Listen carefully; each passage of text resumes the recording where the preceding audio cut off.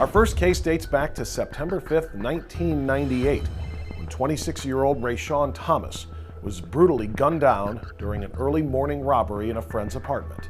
Here's the story. Well, Ray, he was a really good boy. He was my firstborn, so we had a special bond. We grew up in East Cleveland. My brother was 3 years older than me. He was a good brother. I pretty much treated him like he was a king, so my mother said. The one thing I remember about his childhood is he loved bikes. He liked to make ramps. He liked to jump. He even opened his own little bike shop in the basement, and he used to fix his friends' bikes. He was really smart that way, mechanical. We both went to Superior Elementary School, then we went to Kirk, and then Shaw, but it was a little moving in between there, so we went to different schools. He was a really good student. When he started off, he loved making good grades. He was proud of making A's and B's. I had great hopes for him to go to college and be successful.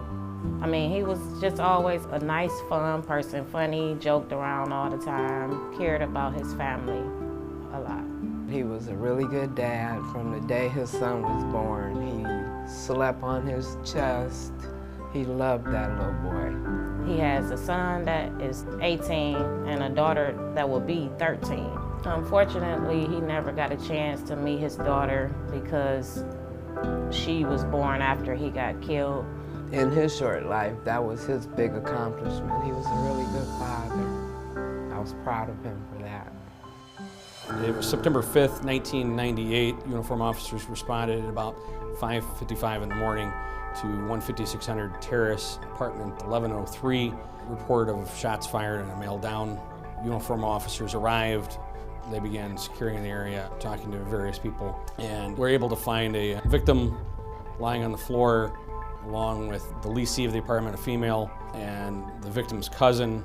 Through the course of their investigation, they were able to ascertain who was in the room just prior to the shooting. Essentially, we were able to find out a female friend of the leasee of the apartment came up a little before 6 o'clock in the morning. When the friend of the leasee came to the door, both the victim and the cousin of the victim were both sleeping. Only the leasee of the apartment was up at that point. She opened the door again for her friend, not knowing that there was a male behind her. The male came in, and that's when the friend introduced the male. And at some point, there was an argument. We're not certain when this firearm was introduced, but it then became a robbery attempt. The suspect ordered the female friend then to find some rope. They weren't able to find any rope, so she began tearing out the phone cords and phone lines from the apartment and individually began tying the victim's cousin, and the leasee of the apartment up with the telephone cords. And the victim was able to eventually catch free, attempted to tackle the male, then began getting into a physical confrontation where the male picked up a rolling pin and began striking the victim several times in the head.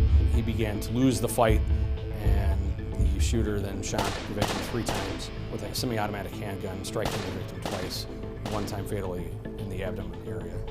The day that I found out that my brother got killed, something woke me up out of my sleep and sent me outside. So I just went outside and I started cleaning up my yard. Probably about 6 or 7 in the morning.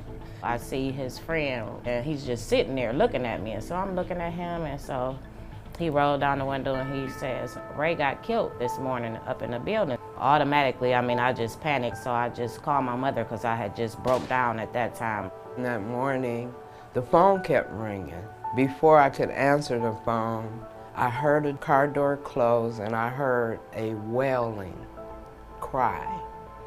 And I sat up in the bed and I said, "That's my daughter." She came up the steps. I could hear her crying all the way up those steps. And when I opened the door, she just said, "Ray's dead." Shooter ends up running out of the apartment. The female friend also ran out of the apartment. It is very likely that the male fled into a blue Oldsmobile 4-door, possibly a station wagon type vehicle. The leasee of the apartment was able at that point to draw a composite of the shooter. It's actually a very good composite, and sort of just hoping that someone might recognize who that composite is. The suspect was approximately 5'11", up to 6 foot tall, stocky build, medium complexion, large set of glasses. Suspect also was wearing a Miami Hurricanes hat, which was left unseen. There is quite a bit of sweat residue on the bill of the cap. It has been submitted to the coroner's office in hopes for some DNA. These past 13 years have been horrible.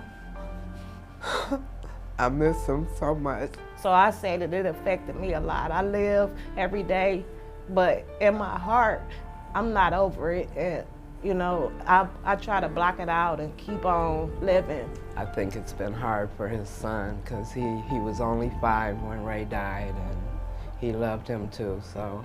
I think if somebody was brought to justice, that, I mean, our family would have closure. You know, his kids would have closure. Like, it's not something that somebody can accept, but you learn to deal with it. You can't change what happened, but at least you know that somebody's not walking the street just at their own free will, knowing that they took a life. Not that it would make my life better to know, but it'll put a stamp on it that, you know, he can rest in peace. And we did everything we could to find out who killed him.